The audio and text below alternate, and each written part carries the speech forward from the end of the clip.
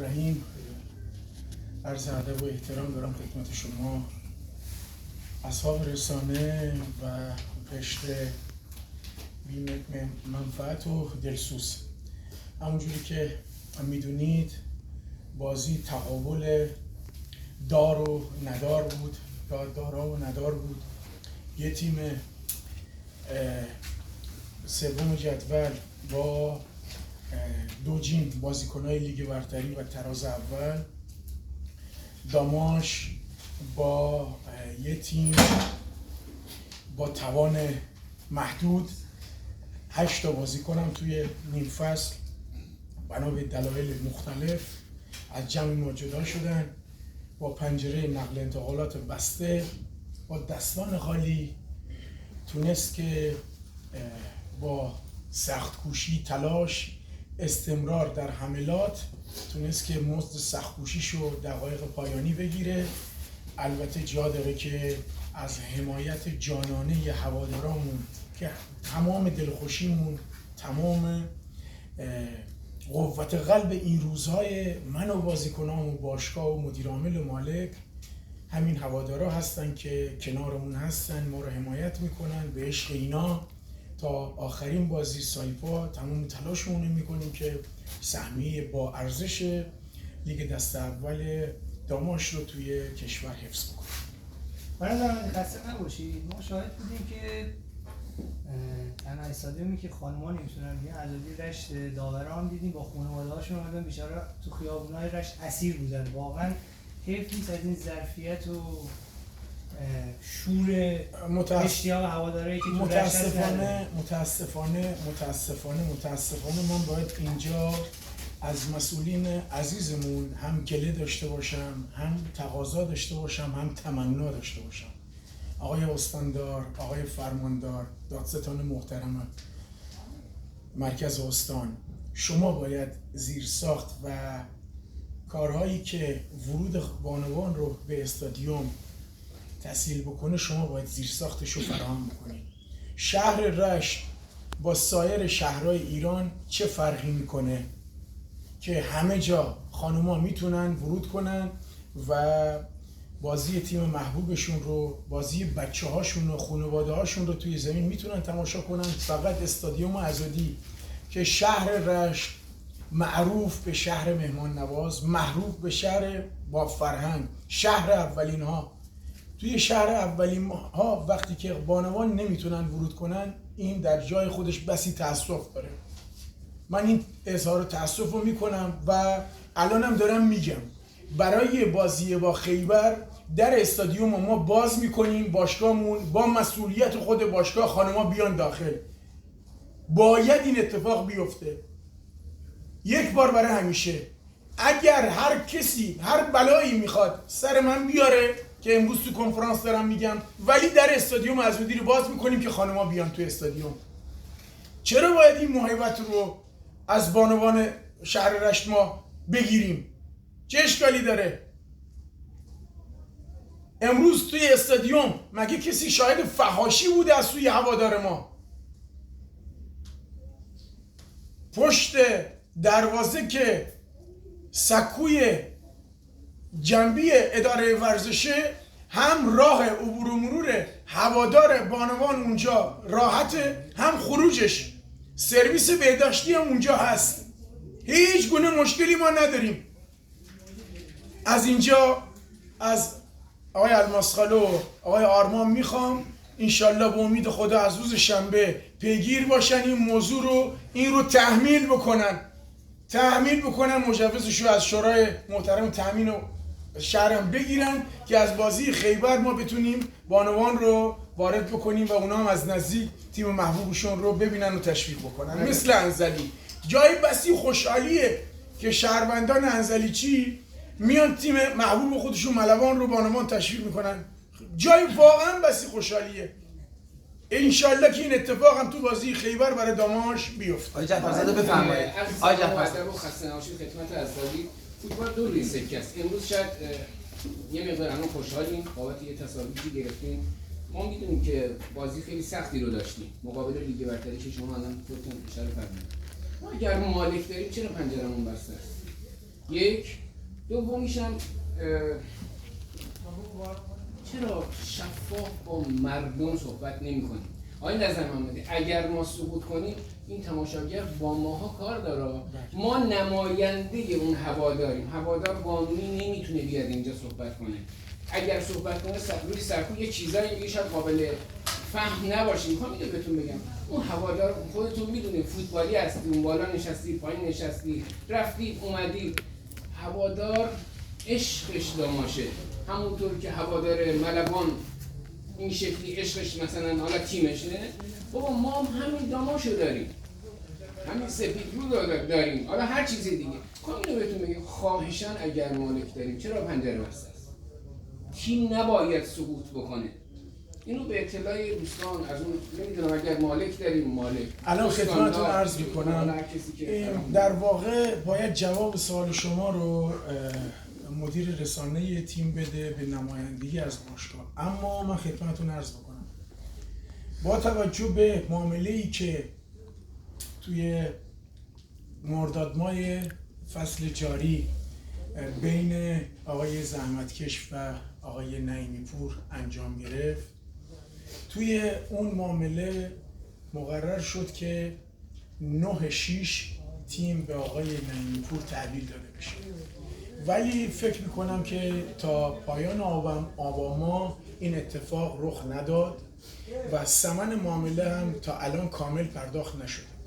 از یه طرف اون کسی که پنجره نقل انتقالات رو بسته قبلا مالک گذشته این تیم بهش چکی رو داده بود از بابت طلب. این پنجره نقل انتقالات ابتدای فصل هم بسته بود، اما به دلیل چکی که آقای زحمتکش به آقای داداش ساده داده بود پنجره باز شد، نامش رفته بود برای کمیته تعیین وضعیت، ولی متاسفانه این چک پاس نشد و علیرغم پیگیری‌های زیاد بازم پاس نشد. اما من یه چیزی بهتون بگم، قرار شد که دعوای فوتبالی رو تو خانواده فوتبال حل بکنن، اما با وجودی که آقای داداش ساده تو کمیته تعیین وضعیت بر علیه داماش پنجره‌اش رو بسته، تو ارکان قضایی تو دادگاه بیرونم اتومبیل آقای زحمتکش رو توقیف کرده. قانون میگوید که اگر خارج از فضای فوتبال میخوای شکایت تو پیگیری بکنی باید شکایت فوتبالیت رو دیگه کنسل بکنی. الان مدارکی به دست باشگاه رسیده که خودرویی که آقای داداش ساده حقشم بود توقیف کرده از آقای زحمتکش، دیگه باید خود آقای داداش ساده این مرامو در حق همشهریاش انجام بده، دعوای فوتبالیشو بره پس بگیره، چون که ملکشو توقیف کرده، اتومبیلشو توقیف کرده، توقیف اموال گرفته، دیگه باید اینجا باشگاه از این بابت متضرر نشود. و از اونجا هم شما درست دارید میگید تیمی که به هر حال مالک داره انتظار اینه که مالک کارا خودشو انجام بده. توی نیم فصل دوم خب برنامه‌ای که ما تو تهران ارائه دادیم به هیئت مدیره و مالک محترم تقریبا با این برنامه موافقت شد و داره هزینه‌ها انجام میشه. الانم من با آقای نعیمی صحبت کردم، به بازیکن با آقای نعیمی ازش خواهش کردم که برای بازی ملاثانی حتما این اتفاق خوب بیفته، چرا که تا 3 اسفند ما بیشتر نقل انتقالات نیست. به امید خدا این اتفاق خوب فرخنده اتفاق میفته. ما همه بازیکنامون رو توی ملاثانی داریم، ولی اگر بنا به هر دلیلی موفق نشد باشگاه یا تیم پنجره نقل انتقالات رو باز کنه، من مسئولیتی توی بازی ملاثانی نخواهم داشت، تیم رو همراهی نخواهم کرد. الان به بازیکنام من گفتم این در جهت اینه که نمیخوام پیش هوادارا همشهریام سرافکنده باشم، نمیخوام پیش بازیکنای عزیزی که به خاطر من اومدن. درست نام داماش خیلی بزرگه، نام داماش از همه ما بزرگتره، داماش نماد، داماش هویته، ولی بیشتر بازیکن‌ها به خاطر اعتبار من اومدن چون ما دستمون خالی بوده. مالک هم بخش خصوصیه، باید اینو بپذیریم. به سختی بخش خصوصی رو وارد کارزار میکنیم اما ازش حمایت نمیکنیم، بخش خصوصی رو فراری میدیم. مالک هم انتظار داره که چیزای معمولی و جزئی و روتین رو استان براش فراهم بکنه. ما من گله‌مندم. ما الان یه زمین تمرین نداریم. ما الان 45 روزه تو چمن مصنوعی داریم تمرین میکنیم. تیمی که 14 تا بازیکن داره، سرمایه‌اش دائما داره تو چمن مصنوعی داره بازی میکنه، این آسیب دیدگی به همراه داره، کوفتگی به همراه داره، خستگی به همراه داره. خب ما که همه بازیکن‌ها رو نداریم که. خب ما خواهش من اینه که خیلی چیزا تو این استانم، تو این شهرم، علل خصوص شهر رشت، چه داماش چه سپیدرود، هر موقع بی پول شدن اومدن دنبال علی نصر محمدی مربی بومی، با دست خالی باید کاری کنی کارستون. هر موقع پولدار شدن رفتن دنبال اساتید، مربی بزرگ. نمیدونم معنا و مفهوم مربی بزرگ، هیکلش گنده است یا چاقه، نمیدونم چیه. مربی بزرگ اونه که مربی تیم بحران زده رو نجات بده با دست خالی. هر مربی که تو فوتبال ایران مدعی هست این داماش رو میسپریم بهش، ببینیم با این شرایط کسی میتونه تیم راه ببره. همین کارو من سال 95 برای این شهر رقم زدم، با دستان خالی اون تیم اومد بالا. همین کار سال 98 99 توی بابل با دستان خالی با پنجره نقل انتقالات بسته حفظ سهمیه کردیم تو لیگ دست اول. این اتفاق هم میفته، ولی نباید انتظار داشته باشیم و همه فشارها رو روی یه آدم بذاریم. من دارم از اینجا دارم از مالکمون که بخش خصوصی میخوام حمایت کنم. بخش خصوصی نیاز به حمایت داره. ما یه بیزینسمن رو وقتی که میاریم، بیزینسمن باید یه چیزی بهش بدی یا آورده‌ای داشته باشه که یه هزینه‌ای بکنه. همش ما انتظار داریم یه آدم میاد پای کار میخوایم ازش بچاپیم. خب خلاصه این روزی تموم میشه. تو این اوضاع بد اقتصادی، اوضاع اقتصادی کشور استیبل نیست و نباید انتظار داشته باشیم مالک هم هزینه ها رو جاری رو بده. ما توی بازی کرمان که 24 ساعت زودتر موندیم 400 میلیون تومان هزینه شد. برای همین بازی که میزبان هستیم با هزینه داورا چیزی هولوش 100 میلیون هزینه شد. روزانه هزینه جاری داریم، روزانه 7 میلیون تومان فقط ما به مهمانسرای المپیک میدیم بابت اسکان و غذای بازیکن‌ها. تازه آقای آرمان 2 تا واحد 3 تا واحد مجانی در اختیار باشگاه هم قرار داده. ماهیانه میشه 210 میلیون، 10 ماه میشه 2 میلیارد و 100 میلیون تومان. تو کدوم استان شما نشون دارید که یه بخش خصوصی بیاد این کارا هم انجام بده؟ اینا همه هزینه است. این 2 میلیارد 100 میتونیم تو تیم هزینه کنیم به عنوان پیش قرارداد بازیکن‌ها و کادر فنی. این پول رو میشه یه زمین اختصاصی در اختیار گرفت. میشه این نماد یه زمین اختصاصی نداشته باشه. آقای استاندار، آقای فرماندار عزیز، شما یه دفتر باشگاه در اختیار باشگاه آقای نعیمی قرار ندادید، هیچی در اختیار ایشون قرار ندیم. انتظار هم داریم بیاد هی برای تیم مثل آب خوردن خرج بکنه. الان باشگاه ما یه دفتر تو رشت نداره. آقای نماینده ها اصلا راه عزادی رو بلدید که دیشب به من پیغام میدید که از ما حمایت کنه؟ اولش که داماش سیاسی نیست که از کسی حمایت کنه.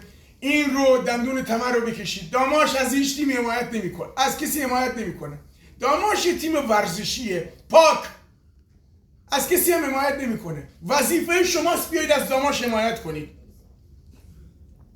شهدای بابلسر نماینده مجلسش رفته پنجره نقل انتقالات اون تیم رو تو لیگ دسته دوم باز کرده. اصلا آخرین باری که عزادی اومدید یادتون هست؟ همون روزی که سال اردیبهشت 96 که سپیرو صعود کرد حضور داشتید، همونه. همش میخواید با تیم برنده باشید. یک بار بیاید تو این شرایط کمک کنید، بیاید کنار مردم باشید. وظیفه شماست به عنوان نماینده. بازی‌های سپیدرود و داماش بیاید وسط هوادار بشینید. شما چی مگه برتری دارید نسبت به این مردم عادی؟ فردا پستتون ازتون بگیرن تو شهرتون تو کوچه‌تون هم تو رو شما رو نمیشناسن. شما از بابت همین مردم به این جایگاه رسیدید. الان این مردم از شما توقع دارن که از این تیم حمایت کنید. حفظ سهمیه این تیم به اندازه صعود به لیگ برتر ارزشمندتره. تو این شرایط کی میتونست بیاد این شرایط قبول بکنه؟ 45 روز پیش زمانی که ما استارت زدیم اصلا فکر نمی‌کردیم اینجوری، ولی چون فقط نیتمون خیر بوده به خدا توکل کردیم، همون خدا امروز دقیقه 95 دست ما رو گرفت.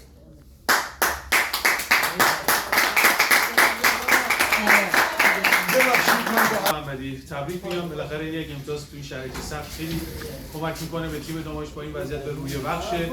اول که تشکر میکنم که شما با اون اتفاقی افتاد و رفتید دوباره بازگشتید به تیم و این خودش یه نقطه قوت برای تیم داماش محسوب میشه. فقط در مورد موضوع آقای دلستادی که فرمودید 1.5 میلیارد و فرمودید که آقای زحمتکش ماشین توقیف شد، الان تیم در اختیار آقای نعیمی پوره. خود آقای نعیمی پور این مبلغ ناچیزی خواهد بود، چون بعد اگر پنجره باز نشه اون 8 تا بازیکنی که گرفتید ممکنه که قراردادشون ثبت نشه و بعد از 3 اسفند برن، به ضرر خود داماش هم تموم میشه. به نظر شما آقای نعیمی پور تو این حد فاصل امکان نداره که این مبلغ رو پرداخت کنن تا ضرر هم به باشگاه هم به شما و هم به تیم نرسه؟ خیلی ممنون میشم. قطعاً گرفتن نتایج خوب و مثبت مالک هم دلگرم میکنه برای ادامه را که پرقدرت‌تر باشه. یکی از دغدغه‌های من برای بازی سواسی گرفتن 3 امتیاز این بود که مالک رو راغب بکنم که پنجره رو باز بکنم. الانم باش بعد از پایان بازی تلفنی باشون صحبت کردم، قول داد که مساعدت لازم رو انجام بده و این نیاز داره که به حمایت. ببینید ما داریم توی استان منابعی که بگن آقای نعیمی پور ما این منابع رو در اختیارت قرار میدیم، اما تو چندین ماه دیگه باید برگردونی. یه جا باید کمک حال هم دیگه باشیم. خب یه روزی همین باشگاه داماش خب اومد هزینه بازسازی استادیوم عزادی رو پرداخت کرد اگه خاطرتون باشه. خب بعد بله روشن شد، بعد همین اداره ورزش همین هیئت فوتبال تیم رو امکانات رو سخت افزار رو مجانی در اختیار باشگاه قرار داد. این تامور رو ما توی استان نیاز داریم. به هر حال ما پیمانکارای زیادی رو داریم توی استانداری، توی فرمانداری.